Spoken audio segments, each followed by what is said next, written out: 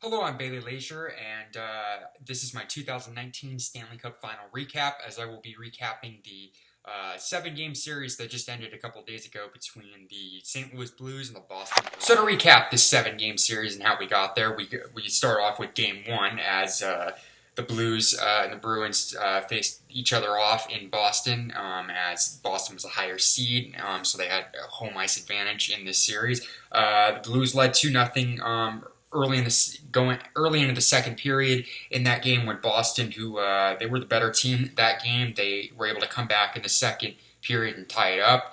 Then sometime, I think almost midway through the third period, they got the lead. They ended up winning that game 4-2. In game two, it was a back and forth game that I thought St. Louis definitely they dominated. That game ended up going to overtime. Carl Gunnarsson, the defenseman for the St. Louis Blues, on a delayed penalty, was able to score the overtime goal, which tied the series up one game apiece. The Blues snapped a 13-game Stanley Cup Final games losing streak that dates back to their previous three Stanley Cup Finals appearances in their first couple seasons.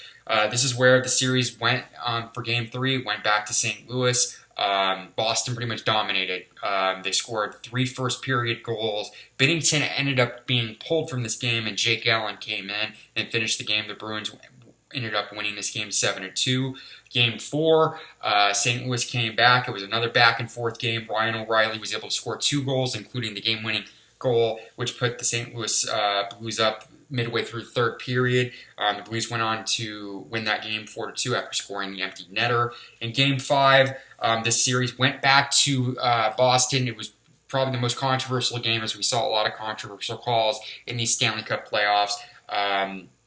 Close game. Sometime in the third period, the Blues went up 2-0 by a goal by David Perron after the refs missed an obvious, what should have been a penalty called on Tyler Bozak, who tripped Noel Aseri. I'm sorry if I'm saying that wrong.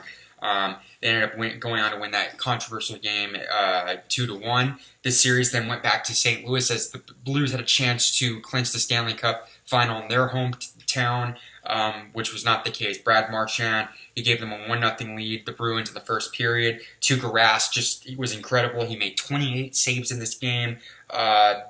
The Bruins were able to dominate the third period. They added four more goals and went on to win this game 5-1, which brought to the series to a Game 7 back in Boston. Boston trying to get another championship and trying to get their third in the last year in overall sports. They put so much pressure on the St. Louis Blues, but Jordan Binnington, he was a wall in this game, a brick wall.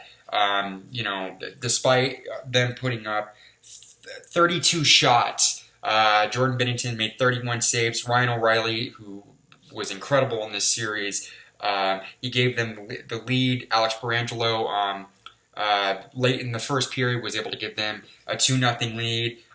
Nobody scored in the second period. The Blues were able to add two more goals in the third period to wrap up this series and win the Stanley Cup for the first time in their franchise. So the St. Louis Blues won this series 4-3, their first Stanley Cup Final in franchise history after so many frustrating moments in the past 52 years on and off the ice.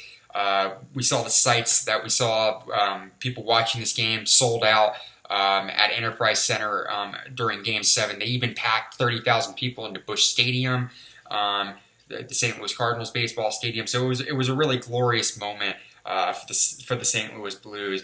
Ryan O'Reilly won the Conn Smythe Trophy. He was incredible. I think he scored a goal in 4 straight games. So that's incredible what he did. I gotta say though, Jordan Binnington, they would have not made it as far as they did if it wasn't for him. So he could have possibly gotten the Conn Smythe Trophy as well. Craig Berube, who was the interim head coach after Mike Yeo was fired. Obviously on January 5th, they were dead last in the NHL. What a turnaround that was for them. And Craig Berube, he's definitely going to get that interim head coach, that little name on his position removed, definitely. Like I said before, they went from last in the league on January 5th, 2019 to the Stanley Cup Finals. So what a story for them. Overall thoughts for the Bruins, they played a great series. They did not lose a series from Tuukka Rask. I thought Tuukka Rask was probably played better throughout this whole playoffs than Jordan Binnington did. But I think Boston just unfortunately in that game 7 they just couldn't get it. They put up a lot of shots on him, but the hats off to the Blues. They were able to just shut them down, especially Jordan Binnington.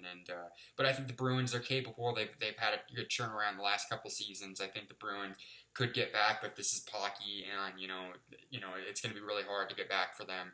But it's possible for the Bruins too. So my overall thoughts on this series: this was an incredible series that had a lot of big moments.